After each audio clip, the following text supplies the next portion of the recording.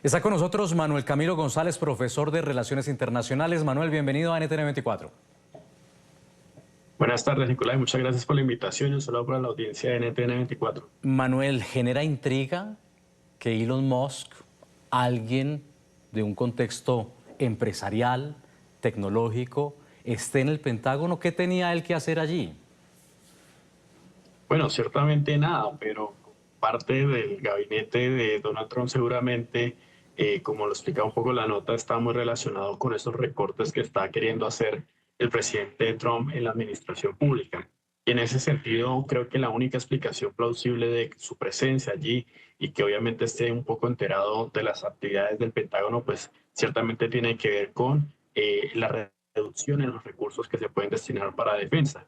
Y esto pues ciertamente termina alejando un poco la idea de que posiblemente esté hablando sobre posibles planes militares contra China, porque ciertamente lo que la guerra necesita es dinero, y dinero es lo que básicamente tratan de ahorrar en Washington con la segunda administración de Trump. Y todo esto estalló ayer.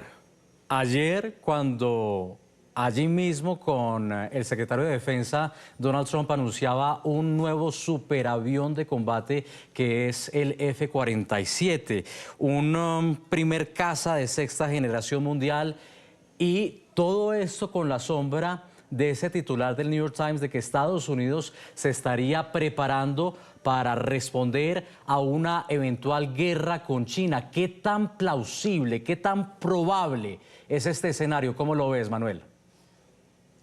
Bueno, ciertamente las probabilidades son bajas, pero nunca cero. Es decir, es muy difícil que a estas alturas, particularmente pensando en que son dos economías que están muy acopladas, como por ejemplo lo son la estadounidense y la china, vayan a la guerra.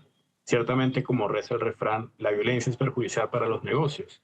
Y lo que busca Estados Unidos, particularmente incluso los que apoyaron la candidatura de Donald Trump, es que obviamente sus negocios sean, digamos, prósperos. Y eso necesita ciertamente de la globalización económica, de la baja un poco de los aranceles, pero ciertamente resulta muy difícil en estos momentos pensar un poco que un escenario de guerra se pueda dar. Obviamente digo que no es cero porque, digamos, en política ciertamente los eventos extraordinarios pueden de alguna forma tratar de desviar un poco el destino, digamos, de las naciones. Y seguramente dos puntos podrían ser muy importantes a tratar de una posible, digamos, un posible incidente que pueda generar una guerra. Uno, obviamente, las tensiones sobre Taiwán, lo cual, digamos, es un motivo latente de tensiones entre Washington y Beijing. Y segundo, una disputa territorial que tiene China con Filipinas, que ciertamente es uno de los aliados de Estados Unidos en el Indo-Pacífico. Entonces, ciertamente, de nuevo, en términos generales es muy poco plausible, pero siempre cabe la duda de que efectivamente un evento extraordinario en estos dos puntos que he mencionado, pues pueda producir un incidente militar que ciertamente pueda llevar al mundo, pues particularmente a esta región, a un conflicto bélico. Ya hay en todo caso una guerra comercial en curso con China, con quien Donald Trump también tuvo tensiones en su primera administración, aunque de todas formas pues intentaba también generar algunos acercamientos. Uno se pregunta, ya que hablamos de esa palabra clave, que es plausible, si es plausible una guerra con China, que es un aliado de Putin, con quien Donald Trump ha sido visto muy cercano. Y de hecho le han criticado mucho al presidente estadounidense su cercanía con tiranos.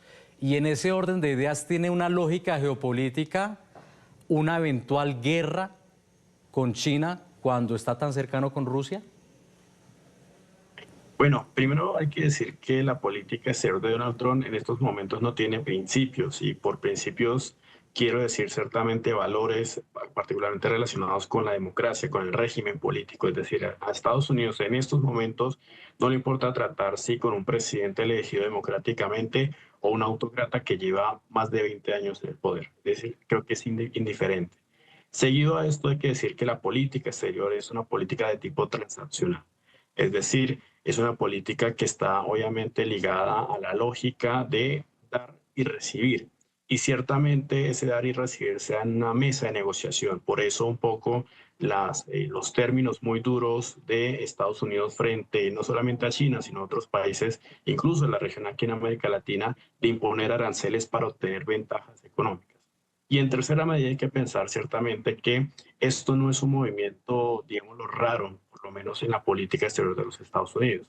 Hay que recordar un poco la historia, es que en el mandato de Nixon, por ejemplo, la misión que hizo Kissinger de alejar a China de Rusia fue un factor crucial para, de alguna forma, debilitar la posición de la Unión Soviética, por lo menos en Asia y en gran parte de Europa del Este, y que terminó obviamente en su caída. Seguramente lo que estamos viendo es que la historia no se va a repetir, pero sí va a rimar mucho con la idea de acercarse más a Rusia para alejarla de China. Entonces, ciertamente, creo yo que estos tres puntos son importantes para entender cómo la política de Donald Trump se sale de lo común, pero que comparte ciertas características con lo que ha pasado en la Guerra Fría.